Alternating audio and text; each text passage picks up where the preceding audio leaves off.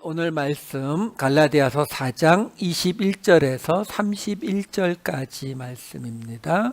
갈라디아서 4장 21절에서 31절까지 말씀 제가 읽어드리도록 하겠습니다. 내게 말하라. 율법 아래에 있고자 하는 자들아, 율법을 듣지 못하였느냐? 기록된 바 아브라함에게 두 아들이 있으니 하나는 여종에게서 하나는 자유 있는 여자에게서 났다 하였으며, 여종에게서는 육체를 따라 났고 자유 있는 여자에게서는 약속으로 말미암았느니라.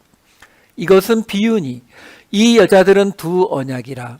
하나는 신의 산으로부터 종을 낳은 자니 곧 하갈이라.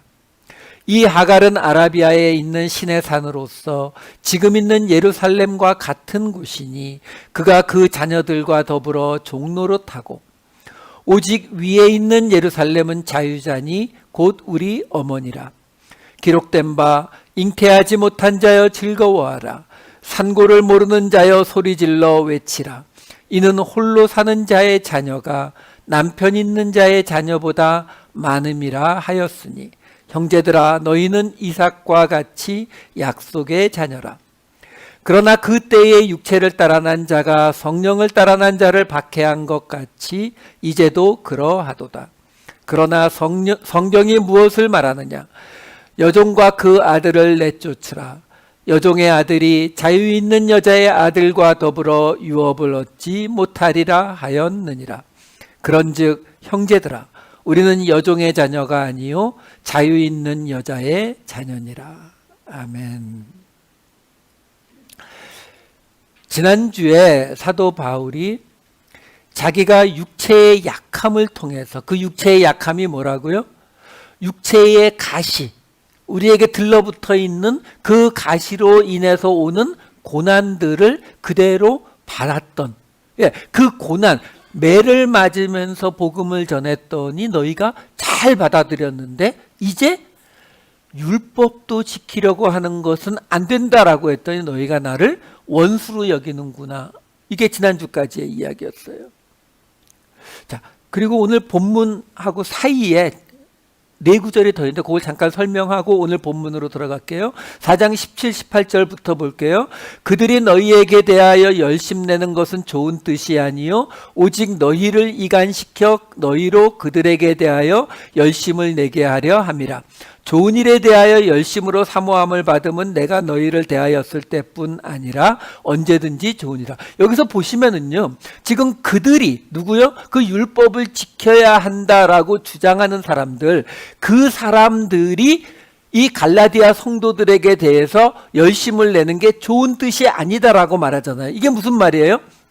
계속 말씀드리지만 이 사람들이 와서 너희 예수 믿는 게 아니야, 모세의 율법을 따라야 돼, 이렇게 말한 게 아니라니까요. 예수를 믿는데 근데 율법도 어느 정도 지키는 게 훨씬 더 좋아. 왜요? 그 당시에 이 헬라 사람들에게 있어서 유대 문화라고 하는 게 굉장히 상위 문화로 받아들여졌다고 했잖아요. 왜? 그만한 기록이 남아있는 문화도 거의 없지만, 이 성적인 문제, 특히 음란하고 이런 문제들에 대해서도 그렇고 윤리적인 문제에 대해서도 아무래도 십계명과 율법이 있는 유대 문화가 훨씬 헬라 문화보다 더 윤리적이고 더 도덕적이었거든요. 그러니까 이야기했던 거예요. 야, 너희가 예수님을 그리스도로 믿고 구원받는 거 다 좋은데 그렇다고 해서 이 유대 문화가 이게 구약의 바탕인데 그 유대 문화를 굳이 무시할 필요가 뭐가 있냐? 너희가 지금 예수를 믿는다고 해서 그러면 너희의 이 타락한 모습을 그대로 살 거야? 그거 아니잖아. 그러니까 율법도 지키는 게, 율법을 어느 정도 가져다 붙이는 게 훨씬 더 좋지, 이거였거든요. 그러니까 지금 사도 바울이 말하는 거예요. 그거 좋은 뜻 아니라고. 그러면서 뭐라고 해요? 너희를 이간시켜, 이렇게 말하잖아요. 여기 이간시키다로 번역이 된 이 에크클레이오라고 하는 단어는 에크, 프롬이라고 하는 전치사 뒤에 클레이오라는 말이 붙은 거예요. 클레이오는 문을 닫다, 막다의 뜻이에요. 그러니까 문을 닫는 것으로부터라는 거거든요. 그러니까 무슨 말이냐면은 이간시켜라고 하는 게 뜻은 대략 통하는데 정확하지 않은 거예요. 다시 말해서 이게 지금 문을 닫는 것으로부터 해가지고 이 클레이오라고 하는 단어의 본래 뜻이 뭐냐면 내쫓다, 배제하다의 뜻이거든요. 그러니까 지금 사도 바울이 무슨 말을 하는 거냐면 지금 저 사람들이 율법도 지키는 게 더 좋은 거야 라고 말하고 있지만 그건 결국 어떻게 된다고요? 너희를 어떻게 하게 된다고요? 내쫓게 된다, 문 바깥으로 내쫓아버리게 된다, 배제하게 된다라고 설명을 하고 있는 거예요. 여러분, 이 부분은 우리가 좀 확실히 아셔야 돼요. 왜 그러냐면 우리가 율법주의로 지금 사도 바울이 끊임없이 이 율법을 지켜야 한다는 것에 대해서 비난을 하잖아요. 근데 율법주의를 계속 사도 바울이 이렇게 계속 적대시하는 이유가 뭐냐라는 거예요.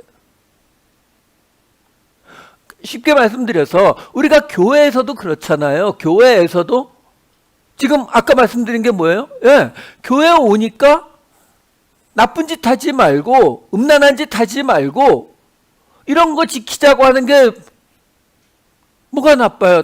당신 예수 믿고 교회 다니면서 그런 짓 할 거야? 안 할 거잖아. 그러니까 좀 이런 거 지키라고 이렇게 생각하면 잘못된 게 없어 보이잖아요. 근데 사도 바울이 이렇게 난리를 치는 이유가 뭐예요? 여러분, 율법주의라고 하는 거는 결국 어디로 간다고요? 내쫓는 걸로 가요. 말씀드렸잖아요. 1000년 동안 이 방식으로 했던 게 유대인들이잖아요. 어떻게? 부정해진 사람, 간음한 사람 어떻게 했어요? 돌로 때려 죽였죠. 그게 무슨 말이에요? 이스라엘 공동체에서 우리에게 조금 잘못되거나 안 맞는 사람들은 깨끗하게 배제시켜버리고 우리를 순수하게 보존한 거잖아요. 그렇죠? 그게 어떻게 느껴져요? 우리 공동체를 하나님의 공동체로 잘 유지하려면 어떻게 해야 된다고요? 잘라내는 거죠. 그러니까 율법주의의 한계예요. 그게 유대인들만 그랬어요? 200년 전에 어떤 사람들이 우리끼리 모여서 인민을 위한 세상을 만들자 그래갖고 반동분자들을 철저하게 잘라냈죠. 그래서 뭐 만들었어요?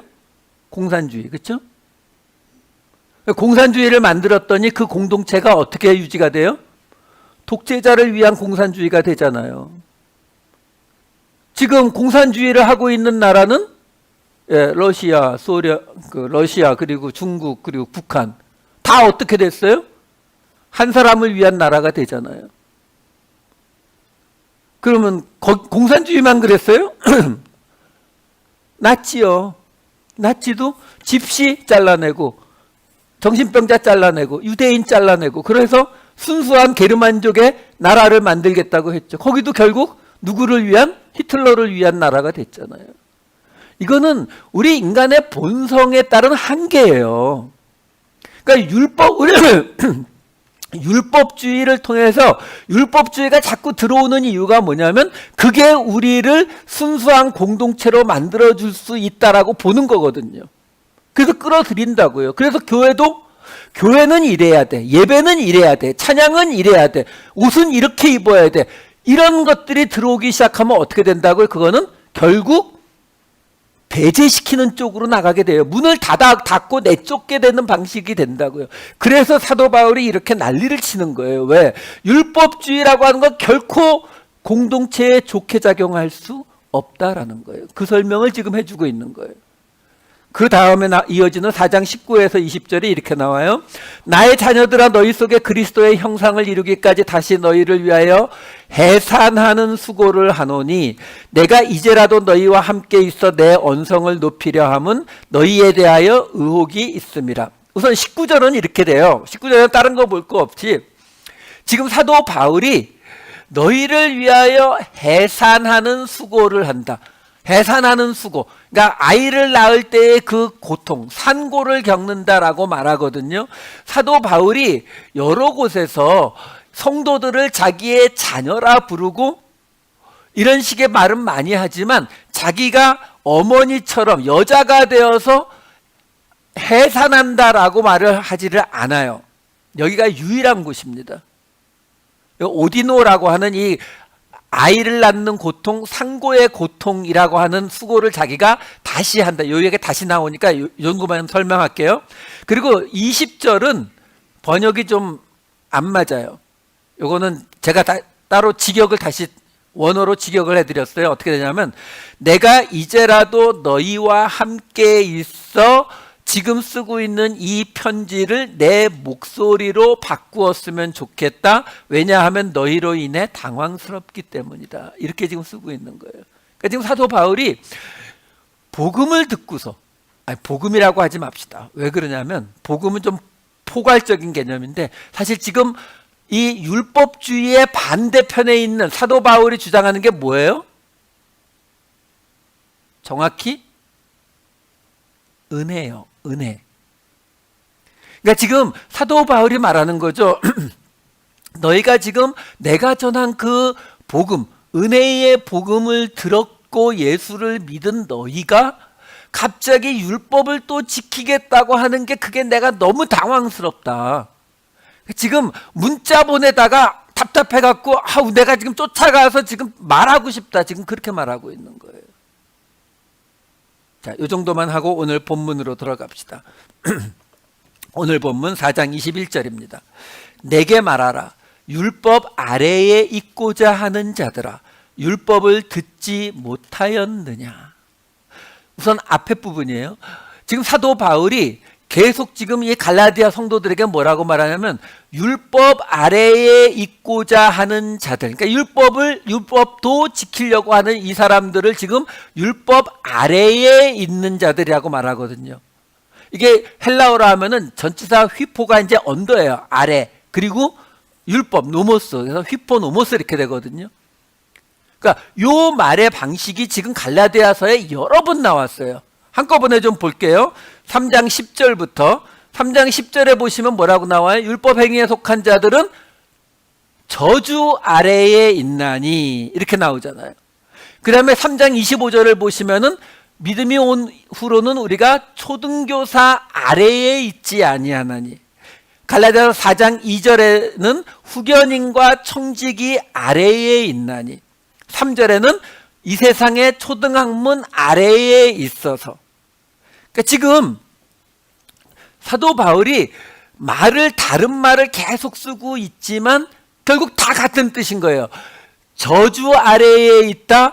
초등교사, 이거 가디언이란 뜻이라고 말씀드렸어요.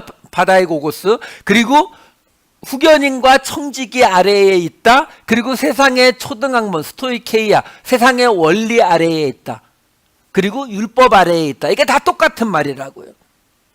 그러니까 지금 사도 바울이 이야기하는 거예요. 지금 너희가 그 율법 아래에 있으려고 한다라고 하는데 그게 그러면 율법 아래에 있게 되면 뭐가 문제라고요? 지금 여기 나온 것 중에 맨 밑에 나오는 4장 3절 끝을 보시면은 뭐라고 나와요? 초등학문 아래에 있어서 종노릇하였더니 종노릇을 하게 되더라라는 거예요. 그러니까 율법, 저주, 초등교사, 후견인과 청지기, 초등학문, 세상의 원리, 이 모든 것들은 결국 우리를 뭘로 끌고 간다고요? 그것을 섬기는 그것 밑에 있는 종노릇을 하는 자리로 우리를 끌고 간다라고 하는 거예요. 그래서 지금 보고 있는 4장 21절을 다시 돌아오게 되면은 여기에 지금 율법 아래에 있고자 하는 자들, 그 율법 아래에 있고자 하는 자들이 결국 뭐라고요? 종노릇하기를 원하는 자들, 이렇게 되는 거예요. 누가 시켜서요? 아니요. 우리가 원해서요. 그게 이미 우리 앞에 2장 4절에도 그렇게 나왔었어요. 갈라디아서 2장 4절 보면 이는 가만히 들어온 거짓 형제들 때문이라 그들이 가만히 들어온 것은 그리스도 예수 안에서 우리가 가진 자유를 엿보고 우리를 종으로 삼고자 하되.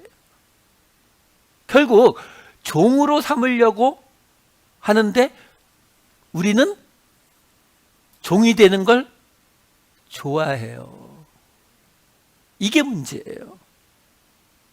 여러분, 요즘 그 시끄러운 그 뭐 정명석이나 뭐 또 뭐 신천지 뭐 이런 거 나오잖아요.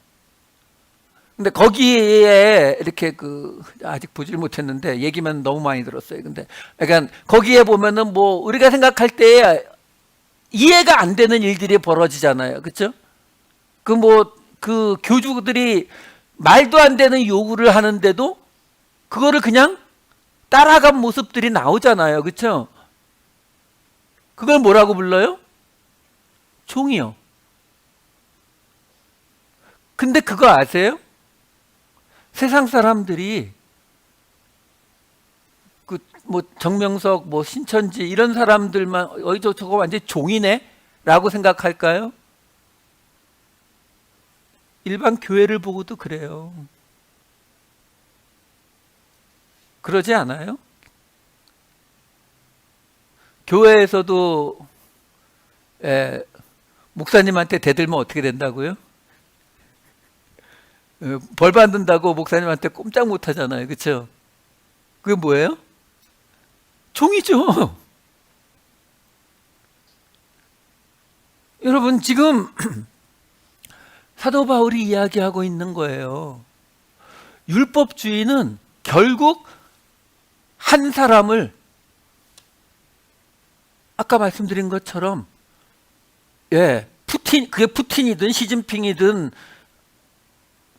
갑자기 북쪽에 있는 아이 생각이 안 나서 저보다 나이 어리니까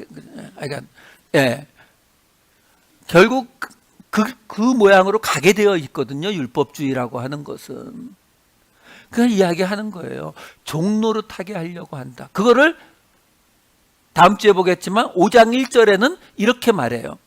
그리스도께서 우리를 자유롭게 하려고 자유를 주셨으니 그러므로 굳건하게 서서 다시는 종의 멍에를 매지 말라. 여기서 이제 종의 멍에라고까지 이야기가 이어지고 있는 거예요. 왜? 우리가 이걸 너무 좋아하거든요. 문제는 우리가 이렇게 죄의 리스트, 목사가 되면은요, 제일 많이 받는 질문이 그거예요. 목사님, 근데 이게 죄예요, 아니에요? 성경에 이거 나오는데 이거 죄예요, 아니에요? 이게 제일 많이 듣거든요. 왜? 뭐가 있어야 싸우죠. 당신 욕이 걸리네.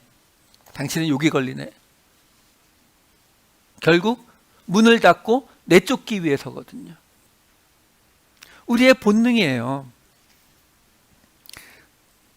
그러면 이걸 지금 이 갈라디아서에서 설명하는 건데 로마서를 통해서 사도 바울이 조금 더 정리가 잘 돼 있으니까 로마서를 통해서 설명을 해드릴게요. 로마서 6장 16절. 너희 자신을 종으로 내주어 누구에게 순종하든지 그 순종함을 받는 자의 종이 되는 줄을 너희가 알지 못하느냐? 혹은 죄의 종으로 사망에 이르고 혹은 순종의 종으로 의에 이르느니라. 우리가 어느 쪽이든 우리가 순종하는 쪽에 종이 되는 것이다 라고 말하고서 5장 21절에는 이렇게 말합니다. 이는 죄가 사망 안에서 왕노릇한 것 같이 은혜도 또한 의로 말미암아 왕노릇하여 우리 주 예수 그리스도로 말미암아 영생에 이르게 하려 함이라. 자, 여기서 보시면은 지금 죄라고 하는 것과 반대편에 뭘 놓고 있어요? 은혜를 놓고 있어요. 그러니까 아까 말씀드렸잖아요. 공산주의, 나치 같은 파시즘, 이것을 막을 수 있는 유일한 길이 뭐라고요? 은혜인 거예요. 은혜. 근데 그 은혜의 방식이 세상에서 통해요? 안 통해요? 안 통하죠. 그러니까 세상에서 지금 이거에 반대할 수 있는 최선의 길을 만들어 놓은 게 뭐예요? 민주주의라는 방식을 만들어 놓은 거고, 우리는 신앙적으로 은혜라고 하는 방식만이 이것의 대척점에 있다라고 지금 사도 바울이 이야기하는 거예요. 그러니까 여러분, 이거 하나는 분명히 알아두세요. 성경에 죄에 대한 이야기가 많이 나와요. 근데 정확히 성경이 말하는 죄가 무엇이겠는가를 한번 생각해 보시면 돼요. 하나님이 가장 싫어하실 게 무엇일까를 생각해 보세요. 하나님이 가장 싫어할 거. 살인, 강도, 간음, 도둑질? 그것도 다 싫어하시겠죠. 역시 우상숭배일까요? 물론 그것도 많이 싫어하실 거예요. 근데 여러분, 지금 성경이 말하는 이 성경의 역사, 이 전체에서 가장 중요한 사건 하나를 꼽으라고 하면 뭐 꼽으시겠어요? 뭘 꼽긴요? 우리가 뭐 예수교를 믿는 사람들인데 예수님이잖아요. 근데 예수님이 보여주는 모습이 뭐라고요? 그 이전에 율법의 시대가 끝나고 은혜의 시대잖아요. 그렇죠? 예수님이 오셨다는 것은, 그분이 이 땅에 오셔서 십자가에 죽으셨다는 것은 우리한테 뭘 시키지를 않고 본인이 십자가를 지어버리셨다는 것은, 예수님 이후로는 그 예수님의 믿음을 믿는 믿음을 가지고 그냥 은혜로 구원을 받는 거잖아요. 그렇죠? 그러니까 한마디로 말씀드리면 성경이 말하는 죄는요, 은혜가 아닌 것이 죄예요. 예수님 오신 이후로는 그거 하나예요. 은혜가 아닌 것. 그렇기 때문에 지금 사도 바울이 이야기하는 거예요. 여러분, 우리는 우리 스스로가 왕이 될 수가 없어요. 결국 우리는 누군가의 종으로 살아갑니다. 누군가에게 속해서. 근데 지금 사도 바울이 뭐라고 이야기하는 거냐면 은혜의 종로로 타라는 거예요. 은혜가 왕노릇하고 우리는 그 은혜에 속해서 살아가라라고 지금 이야기하는 거예요. 로마서 6장 6절을 볼게요. 6장 6절과 7장 22절 23절. 우리가 알거니와 우리의 옛사람이 예수와 함께 십자가에 못 박힌 것은 죄의 몸이 죽어 다시는 우리가 죄에게 종노릇하지 아니하려 함이니, 우리가 죄의 종노릇을 벗어나게 하기 위해서 예수님과 함께 우리의 옛 본성이 십자가에 못 박혔다. 죄의 몸이 죽었기 때문에 우리는 더 이상 죄의 종노릇하지 않는다라고 말한 건데, 문제는 밑에 나오듯이 사도 바울이 그 이후에도 어떤 고민을 했다고요? 자기 속사람으로는 하나님의 법을 즐거워하지만 자기 속에 있는 또 다른 죄의 법이 자기를 사로잡고 있다라고 하잖아요. 아니, 앞에서는 지금 우리의 죄의 몸이 죽어서 우리의 옛사람이 십자가에 못 박혀 죽었기 때문에 우리가 더 이상 죄의 종노릇하지 않는다고 했는데, 그랬는데 그 말을 한 사도 바울 스스로가 자기는 아직도 자기 안에 죄의 법이 있어서 자기는 자기를 사로잡아가는 꼴을 본다고, 오호라 나는 어떻게 하면 좋겠냐 한탄을 한다는 거죠. 그러면 아니, 우리는 죄의 종노릇하면 안 되고 은혜의 종노릇을 해야 되는데, 그러려면 우리의 죄의 몸이 죽어야 되는데, 우리 예수 그리스도와 함께 십자가에 못 박혀 죽어야 되는데, 근데 사도 바울도 아직 자기 안에 죄의 법이 남아있다고 저렇게 고민을 하고 있으면 우리 같은 사람은 어쩌라는 거냐, 이렇게 되잖아요. 그 이야기가 로마서 6장 11절에 이렇게 나와요. 이와 같이 너희도 너희 자신을 죄에 대하여는 죽은 자요 그리스도 예수 안에서 하나님께 대하여는 살아있는 자로 여길지어다. 여기 여길지어다, 로기오조마이라고 하는 이 단어는 로고스라는 단어에서 온 동사예요. 그래서 이 단어의 뜻이 뭐냐면 고려하다, 판단하다, 이성적으로 생각하다의 뜻이에요. 그러니까 무슨 말이냐면 지금 사도 바울이 뭐라고 얘기하는 거예요? 내 안에 죄의 몸이 이 죄의 종노릇을 계속 하고 있는데 거기서 벗어나야 된다고요. 그럼 벗어나는 방식이 우리의 그 죄의 몸이 십자가에 못 박혀야 되는데, 근데 우리 아내를 보면은 안 죽었거든요. 근데 어떡하라고요? 그렇게 이성적으로 판단해 버리라고요. 어떻게 해요? 그리스도 예수 안에서 하나님께 대하여는 살아있고 죄에 대해서는 죽은 걸로 그냥 여기라고요. 그러니까 요즘 뭐 예배를 빠져서 뭐 요즘 성경을 안 봐서 요즘 기도를 안 해서 내가 요즘 하나님하고 좀 많이 멀어진 것 같아요. 그거는 우리의 구원이 은혜로 이루어졌다는 것이 분명히 깨달아지면 그런 생각이 들면 안 된다고요. 근데 그런 생각이 안 들 수가 없잖아요. 사도 바울이 뭐라고 하는 거예요? 그런 느낌에 연연하지 말고 이성적으로 내 안에 죄에 대해서 죽지 않은 모습이 끊임없이 보이지만 이성적으로 판단하라는 거예요. 그냥 죄에 대해서는 나는 죽었고 그리스도 예수 안에서 하나님께 대하여는 살아있는 거야. 끝. 그래서 전에 계속 말씀드렸잖아요. 우리는 우리의 믿음을 믿는 게 아니라 예수 그리스도의 믿음을 믿는 거라고요. 우리 안에 계시는 예수 그리스도께서 우리를 그 자리로, 은혜의 자리로 끌고 가시는 걸 믿는 거예요. 그걸 믿는 걸로 그냥 끝내는 거예요. 우리가 이 몸, 이 죄의 몸을 벗어날 때까지는 그것 말고는 다른 방법이 없다는 거예요. 그러니까 뭐 이런 말해서 뭐하지만 자꾸 자기 꼬라지를 보고서 고민하지 마세요. 그 꼬라지 하나님이 더 잘 아시는데도 우리를 부르셨다고요. 그래서 뭐라고 했어요? 죄의 멍에를 지지 말라, 죄의 종로로 타지 말라. 그래서 예수님은 우리에게 뭐라고 말씀해 주셨습니까? 마태복음 11장 29, 30절을 보시면은 나는 마음이 온유하고 겸손하니 나의 멍에를 메고 내게 배우라. 그리하면 너희 마음이 쉼을 얻으리니 이는 내 멍에는 쉽고 내 짐은 가벼움이라 하시니라. 예수님이요, 당신이 어떤 말씀을 하시면서 배우라라고 말씀하신 게 성경 전체에 3번밖에 없어요. 복음서에. 왜요?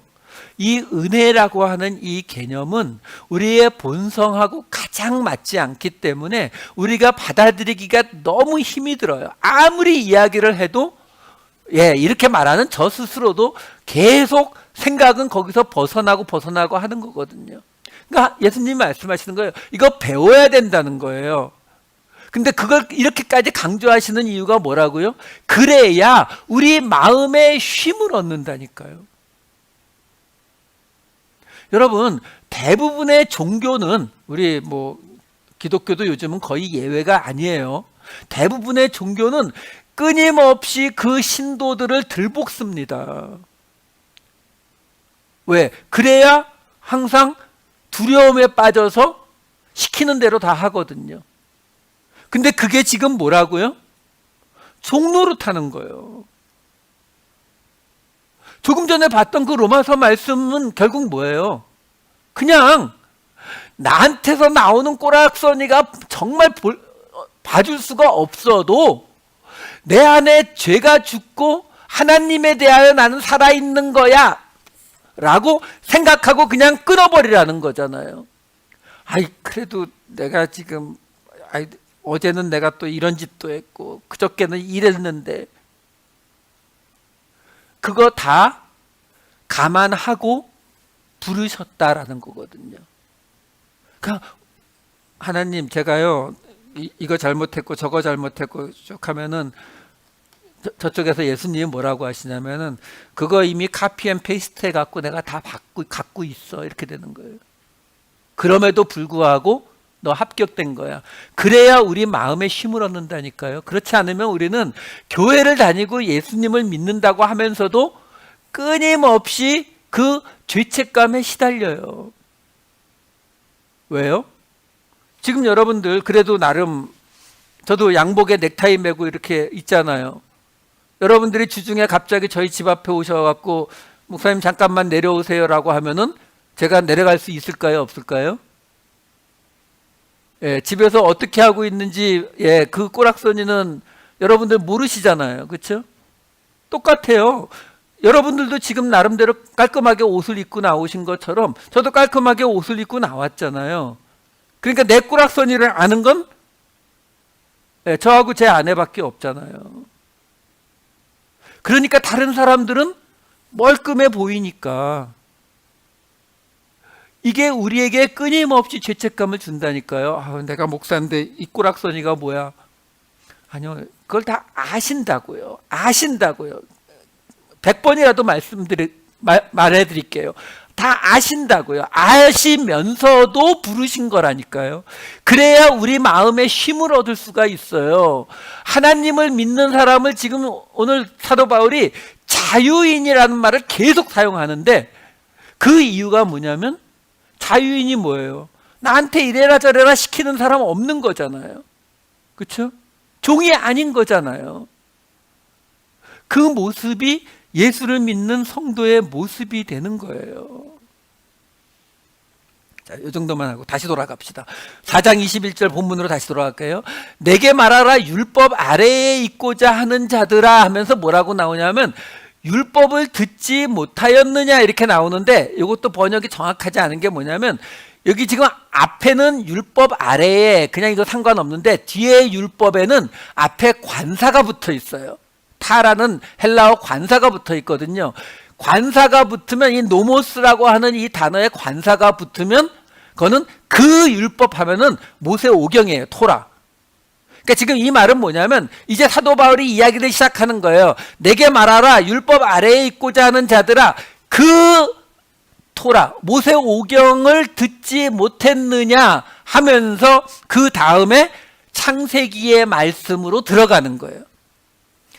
4장 22, 23절을 보시면은 기록된 바 아브라함에게 두 아들이 있으니 하나는 여종에게서 하나는 자유 있는 여자에게서 낳다 하였으며 여종에게서는 육체를 따라 낳고 자유 있는 여자에게서는 약속으로 말미암았느니라. 22절에서는 두 아들이 있는데 하나는 여종이고 하갈이죠. 하나는 자유 있는 여자. 창세기에 사라를 자유 있는 여자라고 말하지는 않아요. 하지만 하갈을 여종이라고 말하기 때문에 그 주인이니까 종의 반대 자유 있는 여자라고 지금 표현을 하고 23절에서는 여종에게서는 육체를 따라 낳고 자유 있는 여자에게서는 약속으로 말미암았느니라. 사라에게 하나님의 언약이 주어진 건 맞는데 여종이 육체를 따라 낳았다는 말은 없어요.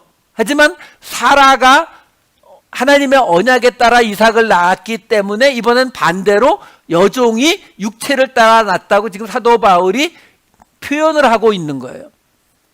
자, 문제는 4장 24절로 넘어갑니다. 이것은 비유니 이 여자들은 두 언약이라.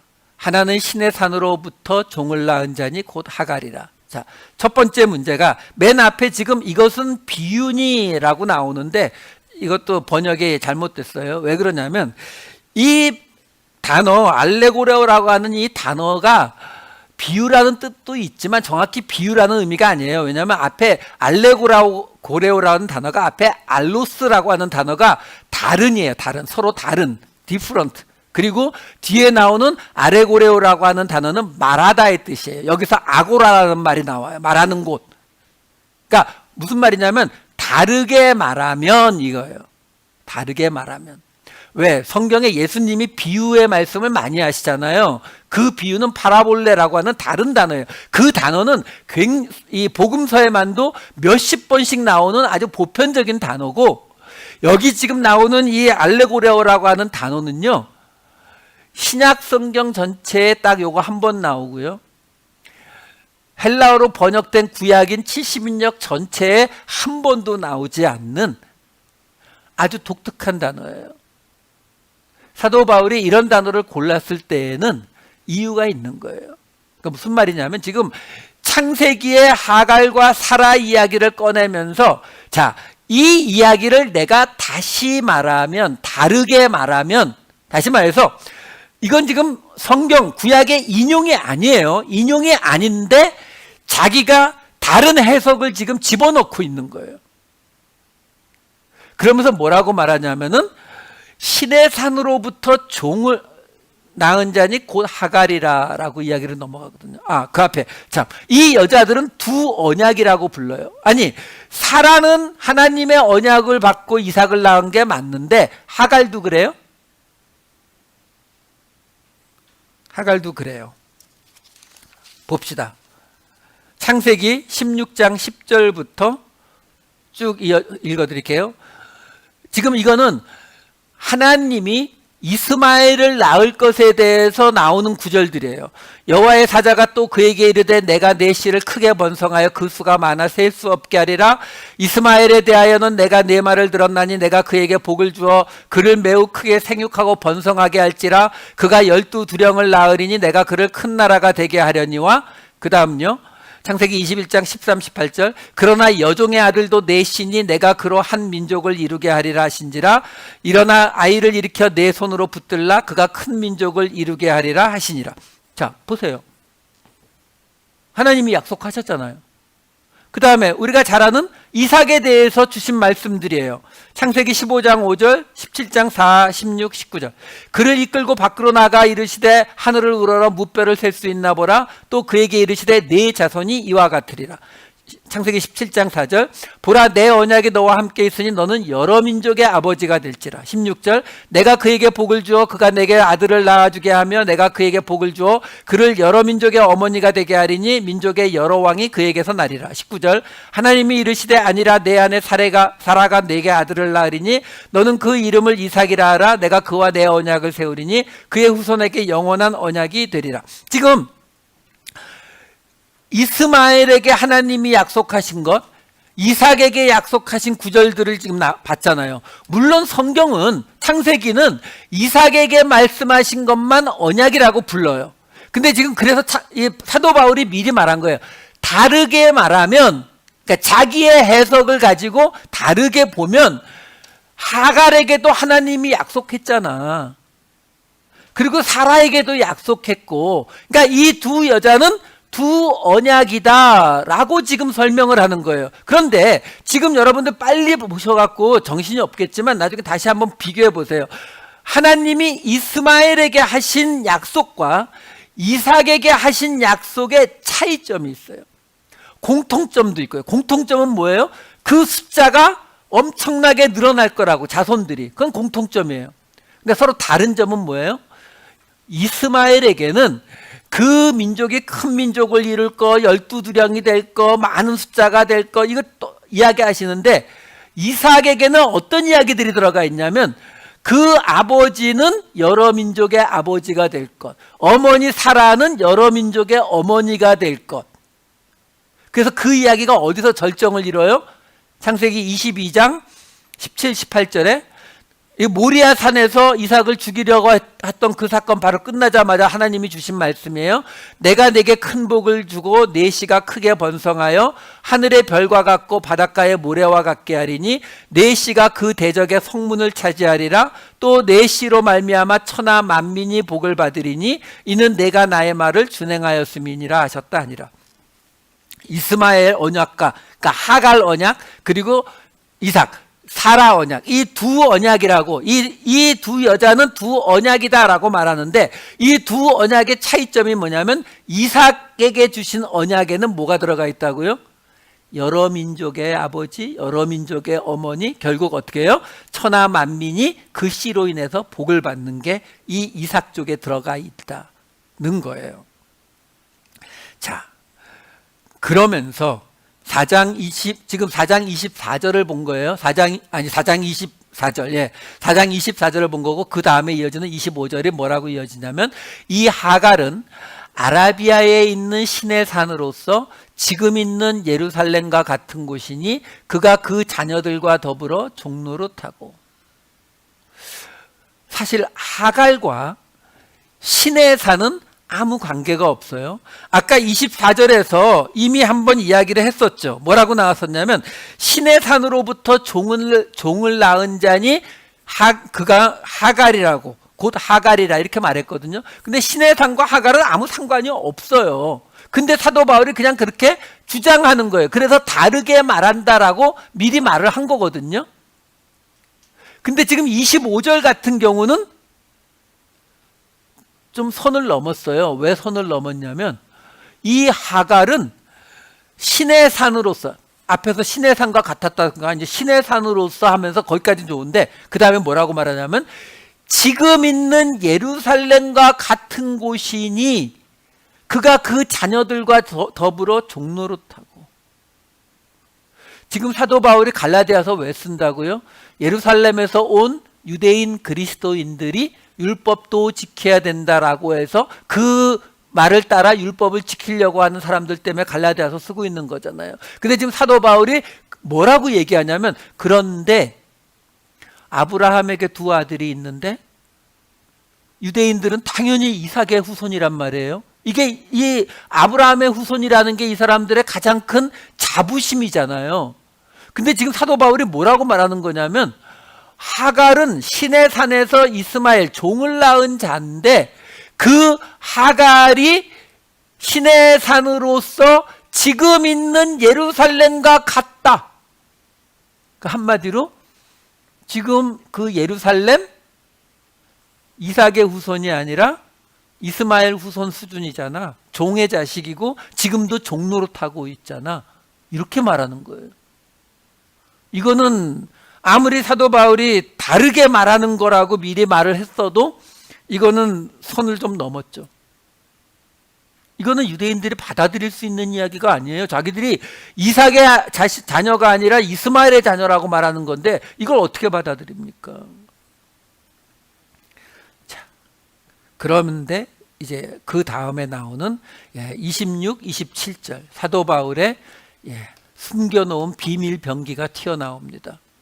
오직 위에 있는 예루살렘은 자유자니 곧 우리 어머니라. 기록된 바 잉태하지 못한 자여 즐거워하라. 산고를 모르는 자여 소리질러 외치라.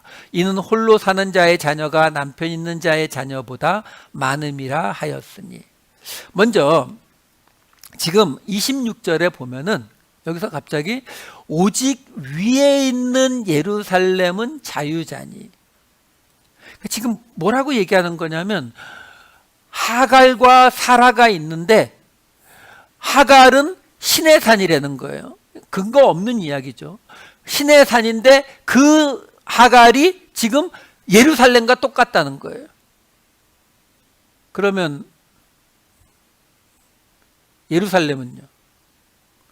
이 배경을 아셔야 되는 게 뭐냐면 유대인들에게 있어서 솔로몬 성전이 있었잖아요. 근데 그게 바벨론에 멸망당할 때 다 무너졌단 말이죠. 그리고 나서 바벨론에서 70년 후에 돌아와서 스룹바벨이 두 번째 성전을 세우잖아요.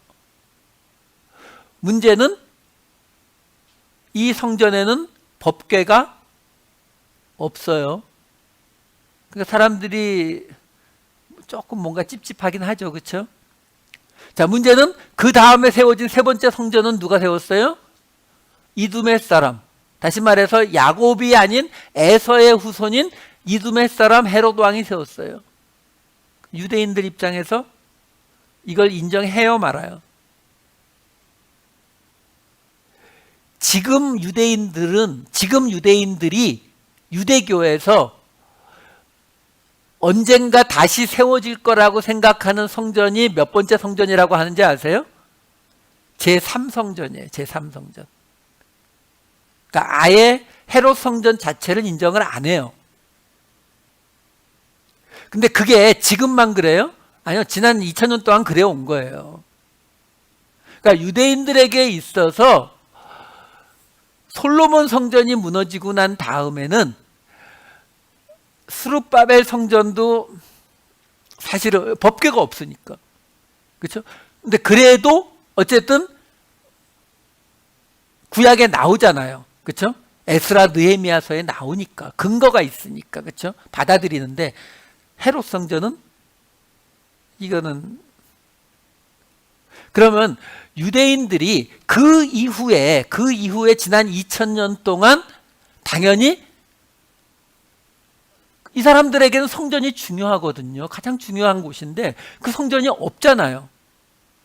그러니까 그 유대 사회에 그들이 기대하는 성전은 어떤 성전이 돼요? 아직 안 나타났으니까 하늘에 있는 성전이 되는 거예요.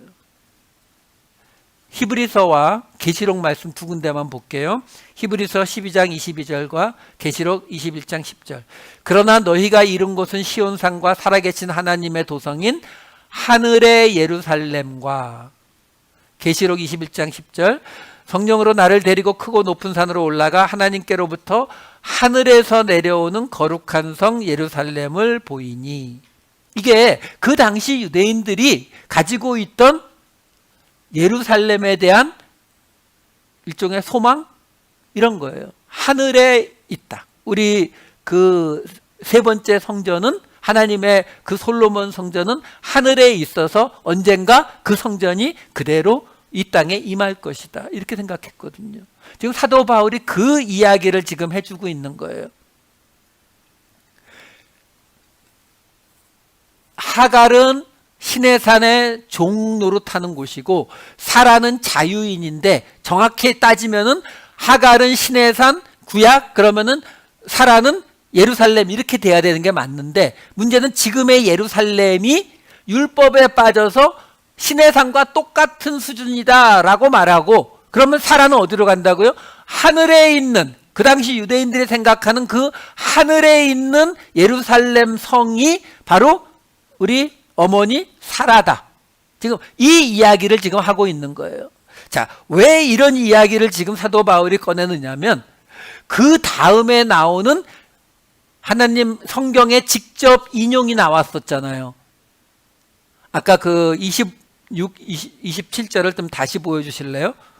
예, 여기 지금 오직 위에 있는, 하늘에 있는 예루살렘은 자유자니 곧 우리 어머니라 라고 하면서, 기록된 바 하고 지금 나오는 잉태하지 못한 자여 즐거워하라, 상고를 모르는 자여 소리질러 외치라, 이는 홀로 사는 자의 자녀가 남편 있는 자의 자녀보다 많음이라. 이게 이사야서 54장 1절 인용이에요. 똑같아요. 잉태하지 못하며 출산하지 못한 너는 노래할지어다, 상고를 겪지 못한 너는 외쳐 노래할지어다, 이는 홀로 된 여인의 자식이 남편 있는 자의 자식보다 많음이라 여호와께서 말씀하셨느니라.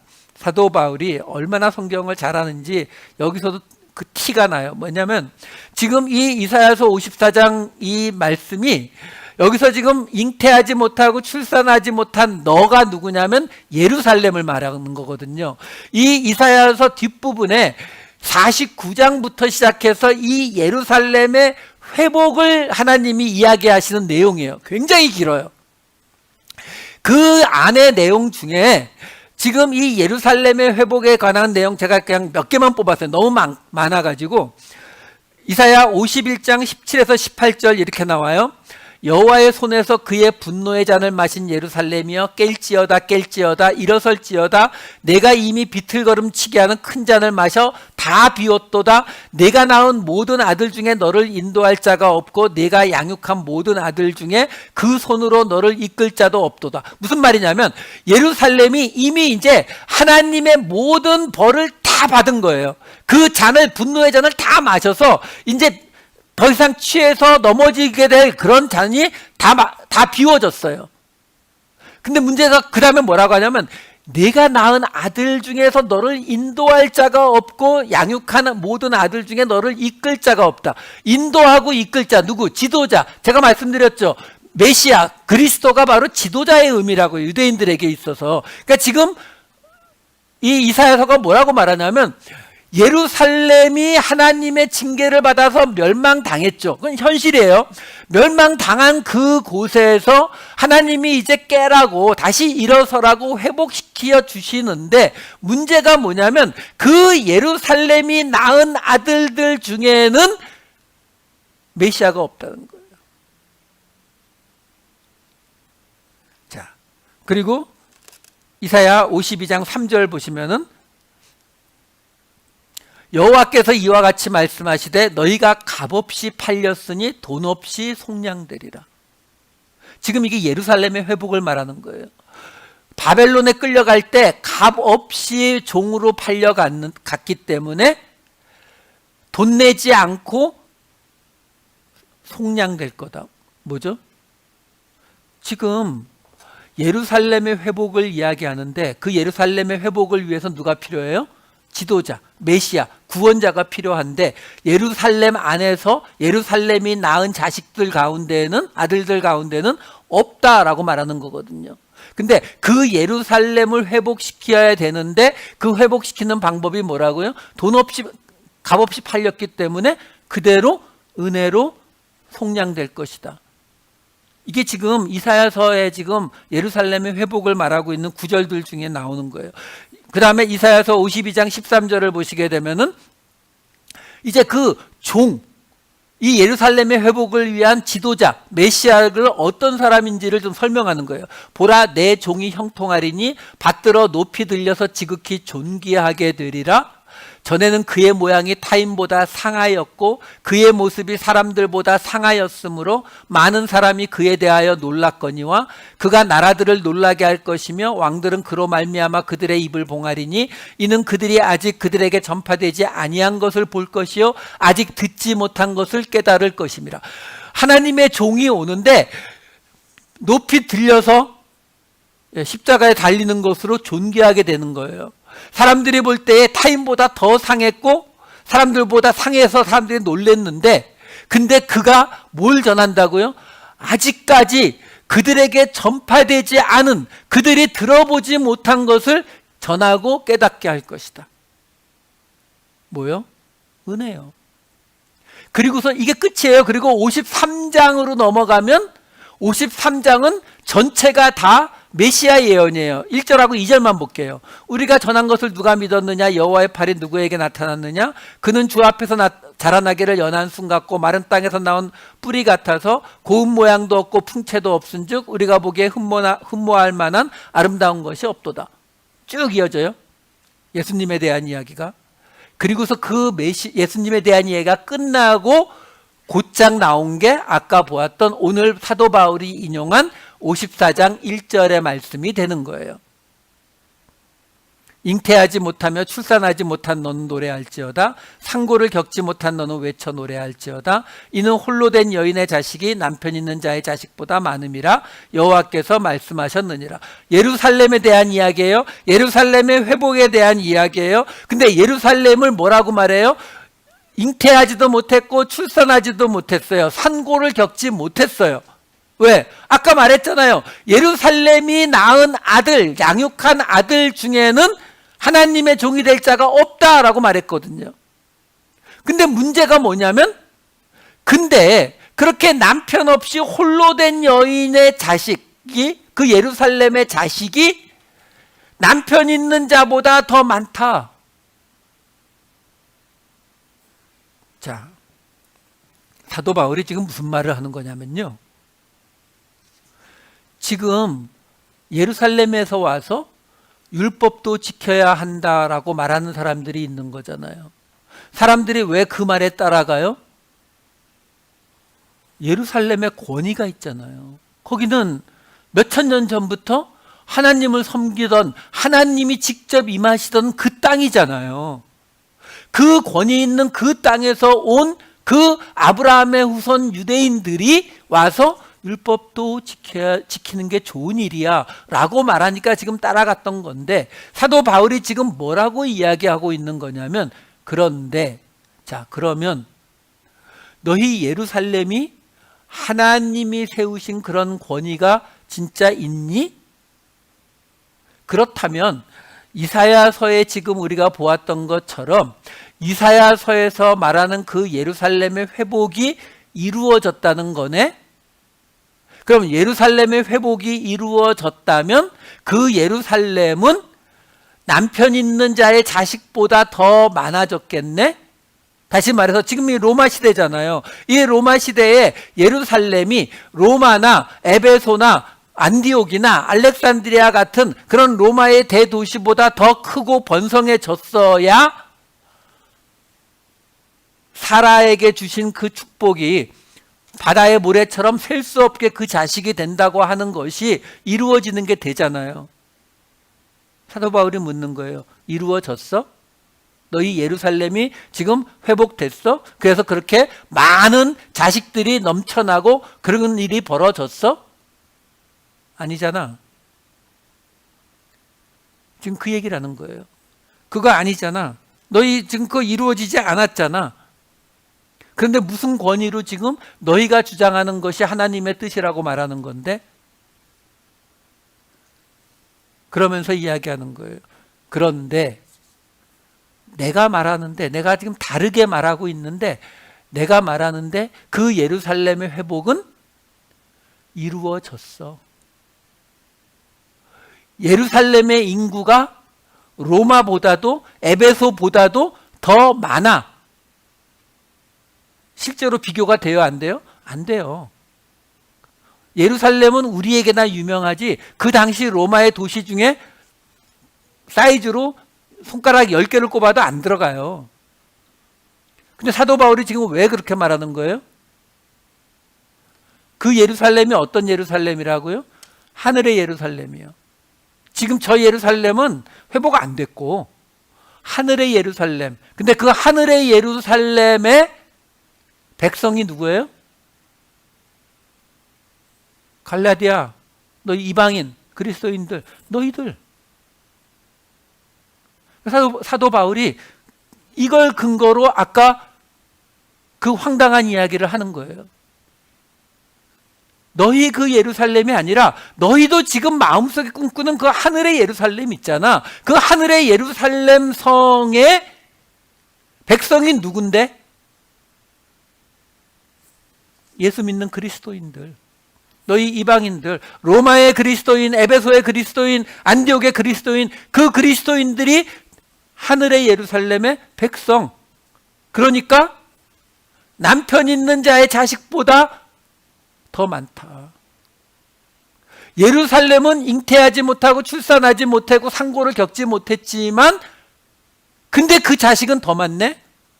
이게 이사야서에 말씀하신 예루살렘의 회복을 말한 거 아니야? 근데 그 하늘의 예루살렘이 바로 이삭을 낳은 사라를 뜻하고 있는 거야. 그런데 너희가 지금 하갈 쪽에 속하는 이 율법주의로 갈 거야. 지금 이 말을 지금 하고 있는 거예요. 그래서 이 말씀을 인용한 갈라디아서 4장 27절 바로 뒤에 28절에 이렇게 이어지는 거예요. 형제들아, 너희는 이삭과 같이 약속의 자녀라. 너희가 하늘의 예루살렘에 속한 자. 그래서 너희도 이방인인 너희도 이미 약속의 자녀, 이삭과 같이 사라의 자녀. 그러니까 율법으로 갈 생각하지 말라. 이 이야기를 지금 하고 있는 거예요. 그래서 그 다음에 이어지는 29절에서 31절은 그때의 육체를 따라 하갈이 사라를 박해했잖아요. 그것처럼 육체를 따라 난 자가 성령을 따라 난 자를 박해한 것 같이 이제도 그러하도다. 그러나 성경이 무엇을 말하느냐? 여종과 그 아들을 내쫓으라. 여종의 아들이 자유 있는 여자의 아들과 더불어 유업을 얻지 못하리라 하였느니라. 그런즉 형제들아, 우리는 여종의 자녀가 아니요 자유 있는 여자의 자녀니라. 이 설명이에요. 자, 하나만 마지막으로 말씀드리고 마칠게요. 뭐냐면 아까 말씀드렸다시피 하늘의 예루살렘은 잉태하지 못하고 상고를 겪지 못했어요. 근데 그럼에도 불구하고 그 자식이 남편 있는 자의 자식보다 남편 있는 자보다 더 많아요. 어떻게 해요? 그래서 아까 앞에서 사도 바울이 이야기했던 거예요. 4장 19절 다시 봅시다. 없나요? 맨 끝에 4장 19절 없어요? 나의 자녀들아, 너희 속에 그리스도의 형상을 이루기까지 다시 너희를 위하여 해산하는 수고를 하노니. 여기 지금 해산하는 수고를 하노니가 아까 이사야 54장 1절에 나오는 산고하고 같은 단어예요. 오디노라는 단어. 무슨 말이에요? 하늘의 예루살렘에 그 자식이 번성하게 되는 길이 뭐라고요? 사도 바울이 해산해서 그래요. 예루살렘이 낳은 아들이 아니라 사도 바울이 낳은 아들이라고요. 무슨 말이에요? 하늘의 예루살렘이 뭐예요? 하나님의 공동체, 예수 공동체, 교회예요. 그렇죠? 그럼 그 예수 공동체는 회복되어서 아이를 낳는 곳보다 더 번성하게 되는데, 그 번성하게 되는 방식이 누가 그 해산의 수고를 대신한다고요? 하나님의 백성들이요. 바울이요. 그 일을 통해서 새 예루살렘 성이, 그 공동체가 자라나게 되는 것이다. 그 설명을 지금 해주고 있는 거예요. 그러니까 교회가 이 세상을 상대로 하고 있는 거예요. 우리는 이 세상을 상대로 할 때에 이 세상이 바로 우리 공동체와 같은 개념으로 받아들이셔야 돼요. 교회와 이 세상을 분리하시면 안 돼요. 구약 시대까지는 그게 맞아요. 구약 시대까지는 왜? 예수님이 오시기 전이니까. 그때는 이방인들은 이 하나님의 이 공동체에 들어올 길이 없단 말이에요. 하지만 예수님이 오시면서 이 길이 열린 거기 때문에 오늘 사도 바울도 그걸 지금 설명해 주고 있는 거거든요. 율법이 필요 없이 이제 예수 그리스도를 통해서 하늘에서 내려오는 그 새 예루살렘 성, 누구든지 들어와서 이삭의 자녀가 될 수 있는 그 새 예루살렘 성이 지금 하나님께서 세우신 새로운 공동체다. 지금 이 말을 해주고 있는 거거든요. 근데 그 공동체는 바로 우리가 그 해산의 수고를 맡을 때에 이루어진다라는 것을 우리에게 설명하고 있다라는 것입니다. 예루살렘의 회복은요, 우리 한 사람 한 사람이 바로 그 해산의 수고를 감당할 때에 하늘의 예루살렘 성이 이 땅에 내려오는 거예요. 계시록에 가서 내려오는 게 아니에요. 우리 한 사람 한 사람이 바로, 근데 그게 뭐라고요? 은혜요. 은혜를 통해서 모든 이방인들을 낳을 때, 해산의 수고를 감당할 때에. 왜 해산의 수고라고 불러요? 우리 본성에 안 맞는다니까요. 히틀러가 유대인을 받아들이는 거하고 똑같아요. 이제 생각났어요. 김정은이 남한 국민들을 받아들이는 거하고 똑같다고요. 그게 쉽겠어요? 공산주의자가 반동분자를 받아들이는 게 쉽겠냐고요. 그러니까 해산의 고통이 필요한 거예요. 우리가 은혜를 받아들여서 이 은혜의 공동체인 새 예루살렘 성이 이 땅에 임하기 위해서는 우리 기준에 맞지 않는다라고 느껴지는, 우리의 율법주의에 걸리는 사람들을 받아들이는, 그래서 예수님에게 배워야 되는, 그 배워서 그들을 받아들일 때에 이 땅에 새 예루살렘 성이 세워진다, 이겁니다. 저는 이게 복음의 핵심이라고 봐요. 이게 복음이에요. 이 말씀이 우리의 삶에 이루어지기를 소망하세요. 지금 당장은 안 될지 몰라도 언젠간 이루어지기를. 그래서 사도 바울의 말처럼 그냥 그런 것으로, 이루어질 것으로 여기세요. 그러면 우리 안에 하나님께서 역사하실 것이고 이루실 것입니다. 이 소망으로 또 한 주 잘 버텨내시는 저와 여러분 되시기를 우리 주님의 이름으로 축원합니다. 기도하시겠습니다. 사랑이 많으신 아버지 하나님, 누군가의 종, 무엇인가에 얽매여 살아왔던